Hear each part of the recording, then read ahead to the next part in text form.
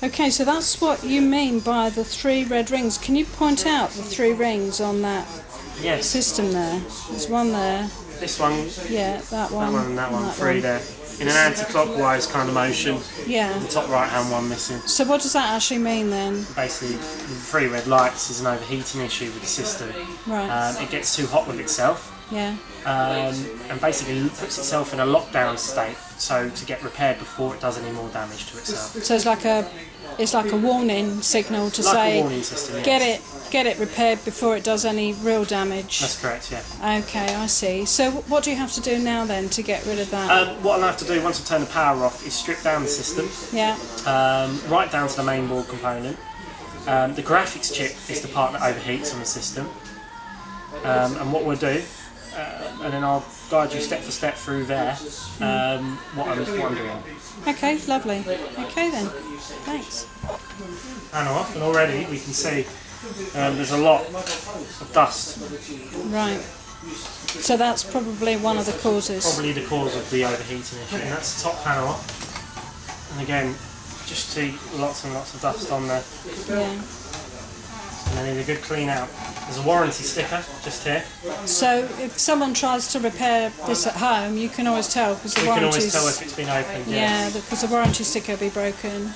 And how successful are those self-repairs? You know, sort of. The self-repairs, there's a lot out there. I mean, people, friends saying to friends that they know how to do it.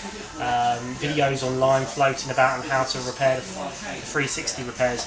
But the problem with that is there's a couple of different kinds of ways to do it, which is not the proper way to do it.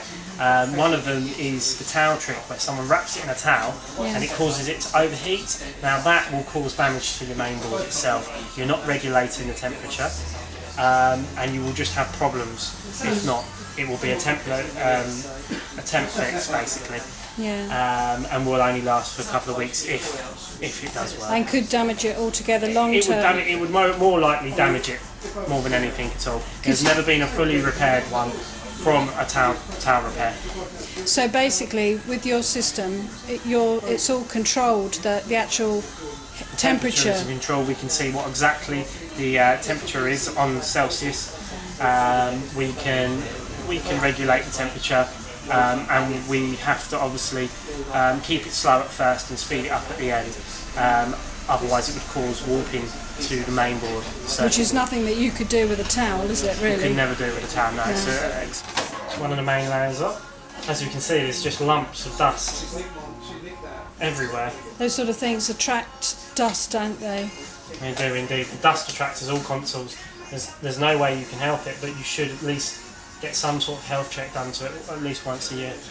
So what makes this machine more successful than your average repair? Is it because of the completely controlled temperature system that you have that's computerised? Yes, a lot of people try to do the repair with such equipment as heat guns. What we use is infrared heat.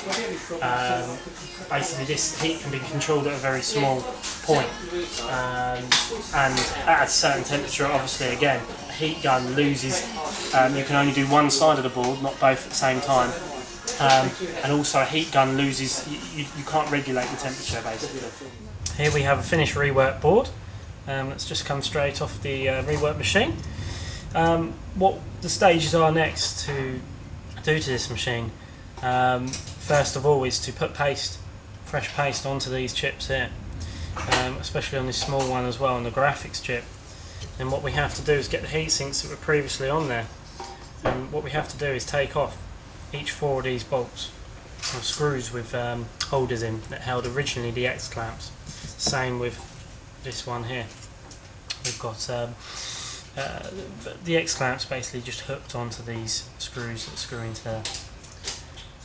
Once we've taken them off, we have to clear the paste with a solvent, and the same with this heatsink here. And once we've cleaned it off, it needs to be no trace of any old paste on there whatsoever. Once we've done that, we have here screws and washers. Basically, the screws go in and the washers go in a certain sequence that go through the board. You have 2 washers on each side of the board. Obviously the fabric washer is protecting it from shorting out the motherboard. Now what this does, these screws hold on the heat sinks much more tighter than the X clamps, and it effectively making it heat more efficiently. With the X clamps it was held on not so tight, and not as tight as the screws, and it would lose, basically it would get a lot hotter than it should do. You're talking easily about 20 Celsius more. Right, okay. Once we've put those onto the board, the heat sinks, with the screws through the board, then we are ready to put it back into the case, which we've cleaned out. Here we have basically a program that monitors the temperature and gives us a graph of the time it takes and how sharply it's rising temperature wise. We will start off the temperature at a fairly moderate speed. At the minute, what we'll do is we'll set the lower heater to preheat stage. Now that's going to preheat the board up to around sort of 30-40 Celsius, ready for the reflow to begin. Also, what we're going to do is we're just going to monitor how sharply it goes up. I will start off with the slowest and speed the temperature control right up, and we're going to stop at 180 Celsius. As you can see now, the chart is rising at a very slow rate. Yeah. It's 100 Celsius now, and what I'm going to do is to do fast reflow, which basically speeds up the process of heating. We should see a sharp incline of the plotter once it gets going. So what's the maximum you're going to go up to? 180 Celsius. Okay, still a way to go then. I mean, 10 Celsius over 180 can be very, like I said, very dangerous for the board, and that's why using conventional methods like the heat gun is not acceptable at all. So it's starting to rise more sharply now, and we're nearly there. What we have to do is then let the machine cool it down with a fan that's built into the machine, and obviously watch the temperature, make sure it goes down to around 30 Celsius, and then we can turn the fan off and leave it to cool down on its own. So that line across the top, is that your maximum temperature? The line represent the top temperature I'm trying to reach, but 10 Celsius above, it's an alarm line. So if I was to lose concentration for whatever reason, it will alarm basically and tell me. As soon as we hit the 180, then that's enough for it. Any higher as well can also start to take the chips off the board, which we do not want to do in this kind of repair. And what we're going to do, move over to the machine. The graph is sharply dropping. I'm going to turn the fan on, which will cool the chip directly. It's now down to 70 Celsius already.